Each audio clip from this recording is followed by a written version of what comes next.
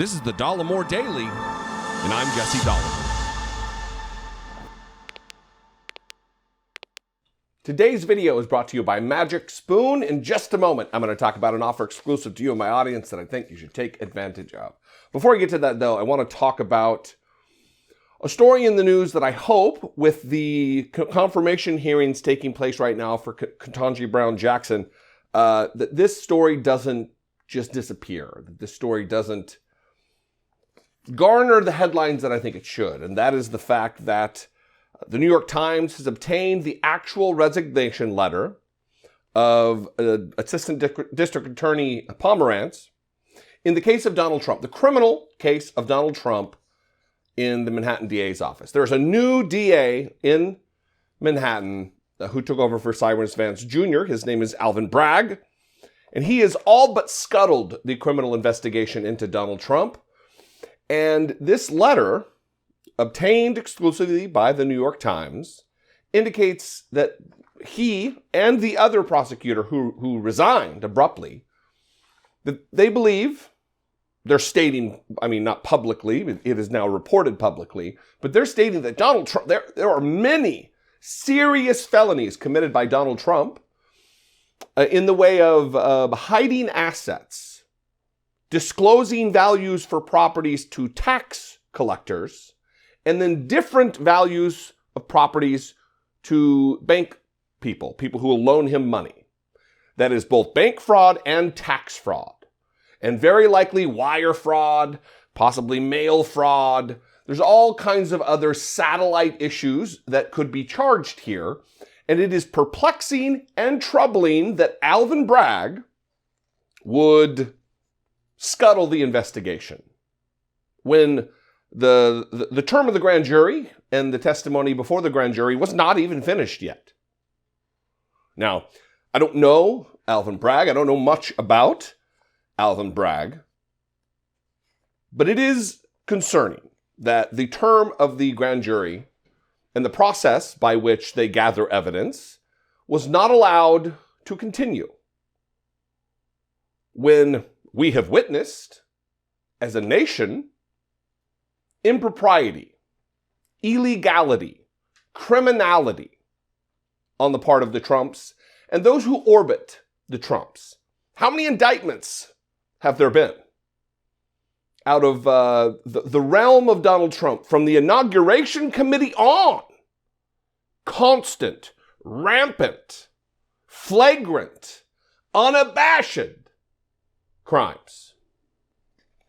I'm going to read from this New York Times article. It is a long, involved article. I would encourage you to read the entire thing. There will be a link in the description below. Before we talk about this, a word from today's sponsor, Magic Spoon. I have been doing my best this year to eat better, but it can be tough. Breakfast is especially difficult for me. I mean, who doesn't love to kick off their day with a donut or a bacon and jelly soaked biscuit? Am I right? But just because I am now focused on a healthier breakfast doesn't mean I have to eat a boring one.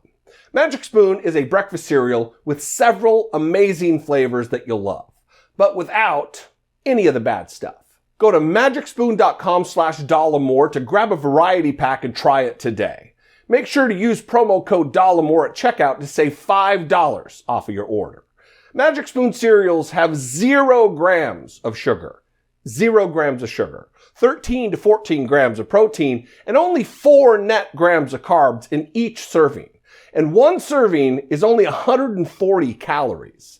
They are keto-friendly, gluten-free, grain-free, soy-free, and low-carb. Try the variety pack again, which has 4 delicious flavors: cocoa, fruity, frosted, and peanut butter.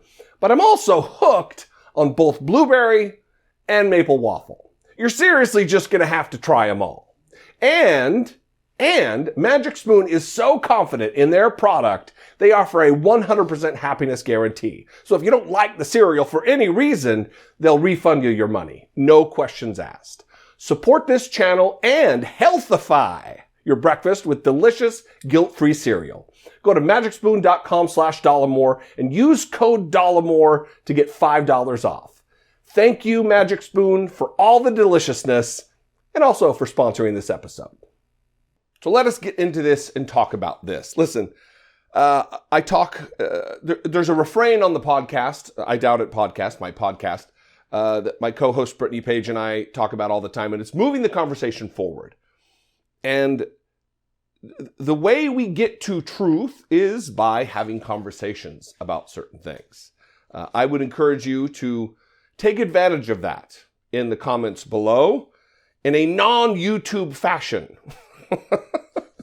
in a respectful way. We can talk about these issues and bring to the forefront our opinions. Reading from the New York Times, this article entitled, "Trump is guilty of numerous felonies," prosecutor who resigned says. Mark F. Pomerantz, who had investigated the former president, left after the Manhattan District Attorney Alvin Bragg halted an effort to seek an indictment. Again, concerning. If you are a New Yorker who is now witnessing a strange shift in the politics in your city, you are not alone. Some of us who are not New Yorkers also feel this way.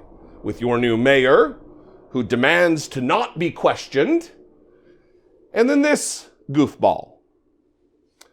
Reading from this article, one of the senior Manhattan prosecutors who investigated Donald J. Trump believed that the ex-president was guilty of numerous felony violations and that it was, quote, a grave failure of justice not to hold him accountable, according to a copy of his resignation letter.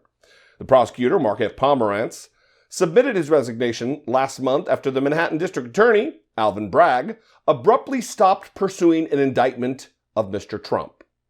Mr. Pomerantz, 70, a prominent former federal prosecutor and white-collar defense lawyer who came out of retirement to work on the Trump investigation, resigned on the same day as Carrie R. Dunn, another senior prosecutor leading the inquiry. Mr. Pomerantz's February 23rd letter, obtained by the New York Times, offers a personal account of his decision to resign and for the first time states explicitly his belief that the office could have convicted the former, the ex-president. Mr. Bragg's decision was contrary to the public interest, he wrote. Now that statement right there is a big deal. That he, Mr. Pomerantz, the prosecutor, former federal prosecutor, also former defense attorney. So he's not just this bloodthirsty prosecutor out to burn everybody down. This is a man who's worked on both sides of the justice system, prosecutor and defense attorney. He's also a white-collar criminal expert. He's saying that Mr. Bragg's decision, Alvin Bragg, the new district attorney, his decision was contrary to the public interest. And of course, it seems that is true. If you make a decision to allow someone who has committed flagrant crimes out in the open, defrauding both banks and the government, justice must be administered. Consequences must be issued. And it would seem, we don't know, but it would seem that the reason Mr. Bragg did this is because Donald Trump is the ex-president. That Donald Trump is a powerful figure in the United States. Just asking questions here, but is this because Alvin Bragg is looking after his career? Who knows? Quote, "The team that has been investigating Mr. Trump harbors no doubt about whether he committed crimes. He did," Mr. Pomerantz wrote. Mr. Pomerantz and Mr. Dunn plan to charge Mr. Trump with falsifying business records, specifically his annual financial statements, a felony in New York State. Mr. Bragg's decision to not pursue charges then and the resignations that followed threw the fate of the long-running investigation into serious doubt.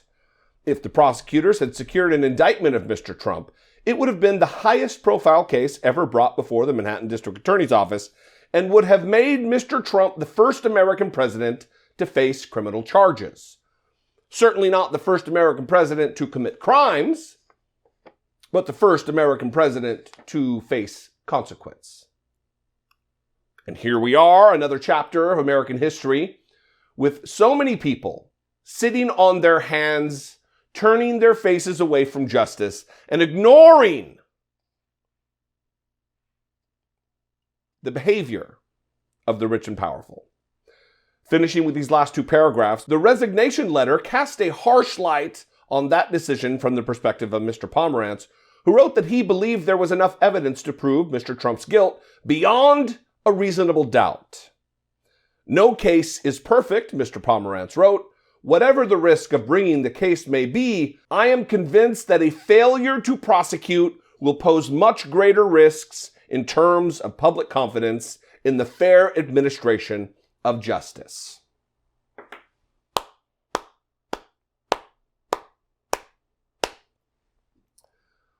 Good for you, Pomerantz. Good for you for quitting. Good for you to sticking to some values and moral system, while your boss chases whatever it is he's chasing. Because it certainly isn't justice. It certainly isn't holding wrongdoers accountable, whether they be powerful. Look, I'd love to see the slate of cases right now before the District Attorney of Manhattan, Alvin Bragg, to see what cases he is prosecuting. Is it cases of obvious public criminality? Because those people are being held to account, the ones that will be prosecuted by his office, while Donald Trump gets to skirt the law in perpetuity. It is disgusting. So the thing I've been talking about for over a year now, that it is up to journalists and authors of books and a smattering of local DAs, which did include him, we're one down now. Now it's Fannie Willis in Fulton County. It's Letitia James, who is handling a civil case at the state level because Alvin Bragg is unreliable. Alvin Bragg has tapped out, surrendered, a quitter, a disappointment. What do you think, though? I would love to know. You can call, leave me a brief voicemail, 714-576-4054. Of course, you can email me daily@dollemore.com. I would love to know. Again, let's mix it up in the comments. Let's talk about this.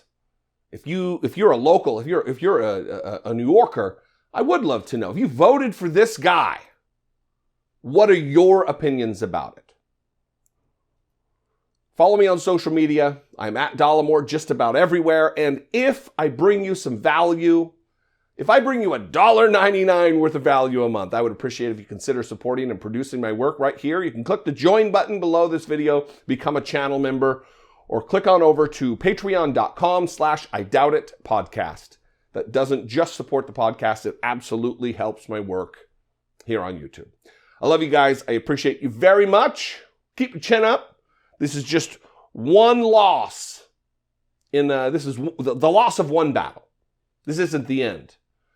We still need to keep pressure on Merrick Garland and hope that there are federal consequences for Donald Trump's misdeeds. I'll see you next time. I love and appreciate you so much. Be genuine.